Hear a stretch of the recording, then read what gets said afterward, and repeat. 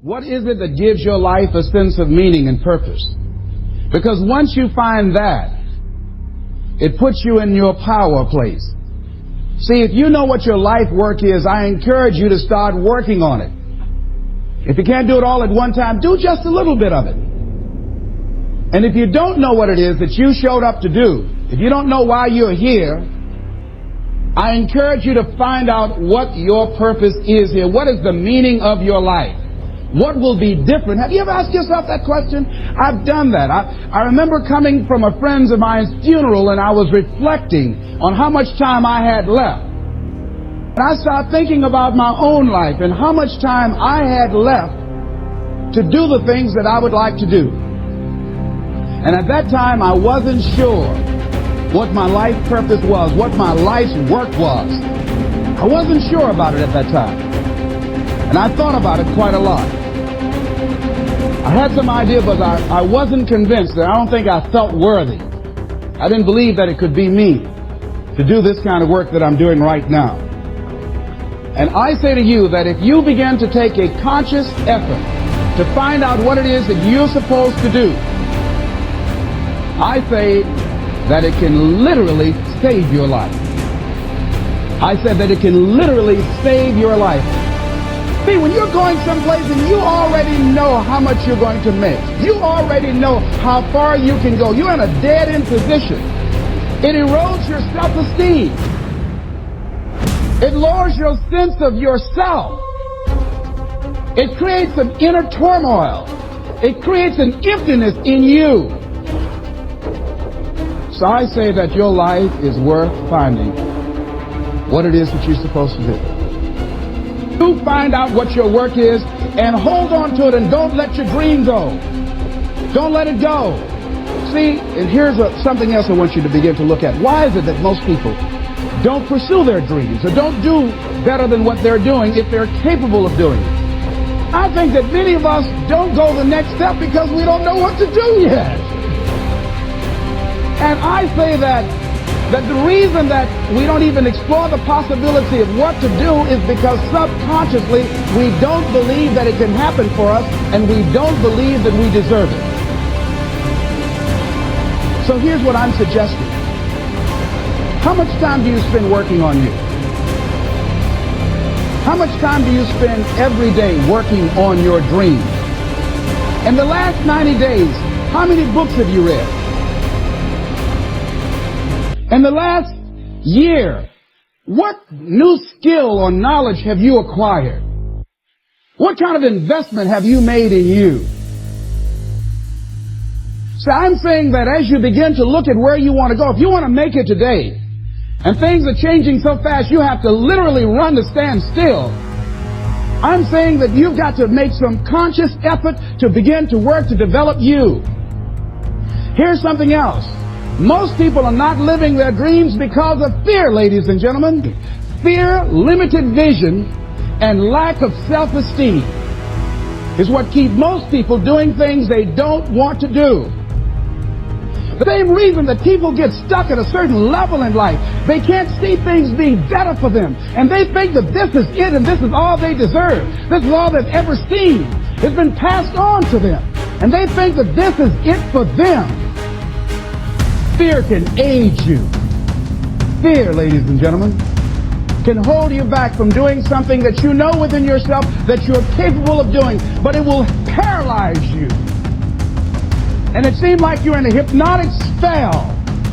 And I ask you a question, what is the benefit? What's the benefit of allowing fear to hold you back? What's the benefit of giving up on yourself? Of not stepping out on life and taking life on? What is the benefit for you? What's the plus in that? You're going to make some mistakes. You're going to hurt some folks' feelings. You're going to create some enemies whenever you decide that you want to begin to take life on. You've got to ask yourself, how long am I going to allow this to hold me back? I like what Zig Ziglar says. He said, fear is false evidence appearing real. That is an illusion that we create in our mind. It is a state of mind that can be changed. Is this what you want? Would you like for things to be better than this? Do you believe that you deserve better than this? Or are you content? This is it. You don't have to do anything else. That you already resign yourself in life and say, well, I'm happy. Are you allowing yourself to get off the hook like that?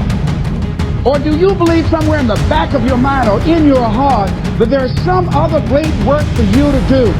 There's something else that life has for you. And that's why you're here. I believe that you have to begin to consciously monitor your inner conversation and start talking to yourself. Start building yourself up. Sometimes the only good things you will hear about you are the things that you say to you. So I'm saying learn to be your own booster. Start encouraging yourself. I can do this. I can make this happen. And I start trying to convince myself I can be a businessman after flopping and failing and losing thousands of dollars and feeling stupid and dumb and having people take advantage of me because of what I didn't know. I had to talk to myself because people were saying to me that I was dumb. And somewhere in the back of my mind, I was saying, you're right. Look at what I've done. I had to say, no. Hey, come on, man. Get yourself together. You can handle this. You just haven't figured it out yet. It's all right. This is your training period. This is the tuition you have to pay for what you don't know. When I start changing that kind of mindset of beating myself up because of my mistakes and start looking at the possibility of my doing better, of my making the adjustment that would enable me to do what I want to do successfully, things begin to change. And I'm saying stop beating up on yourself. You do it. I know you do it. I've done it. It's a natural inclination for us to put ourselves down. See, we are born negative, I think, in a negative consciousness because we live in a negative world. Begin to guard your mind against negative programming.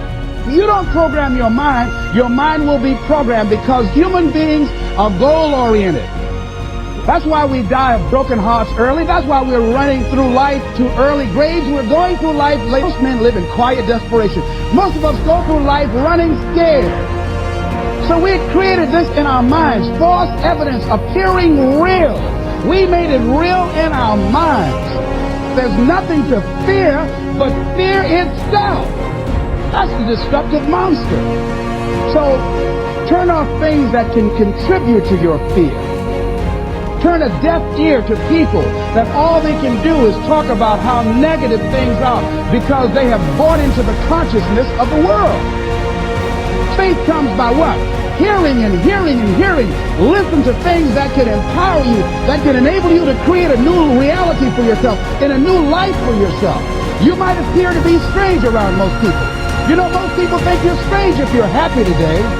See, these people have not found their purpose in life. Go into action with your dreams.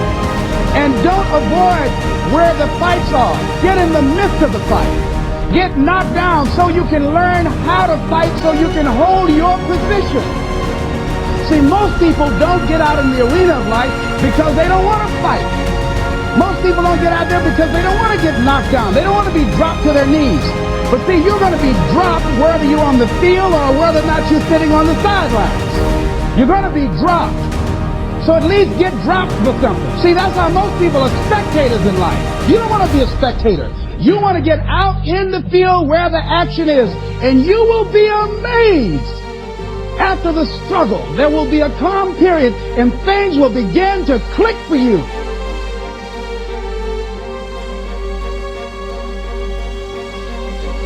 If you want to win, folks, you got to stand up and you got to say, I'm so sick and tired of being average and ordinary. If you make that shift, I'm going to win. We're going to play to win now. We're not playing to play. We're not playing to see how we do. Once you start getting some winning, you start changing. Winners, they do whatever it takes to get the job done. They do it and do it and do it and do it until the job gets done.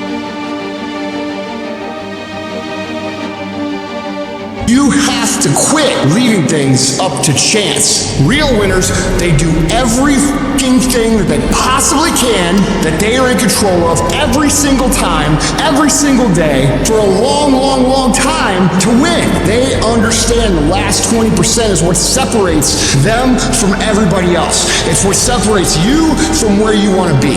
I'm about to give everything I got, and I will know if I don't get another gig, it won't have anything to do with the fact that I didn't put everything on the field. feel. I need effort from you. I need you to match whatever effort the enemy is putting up. Who don't have days where I don't feel like it. Why? Because I'm counting on me. I don't have days to waste because I value myself enough to give 120% or don't do it because I owe it to myself. And can't nobody stop me but me.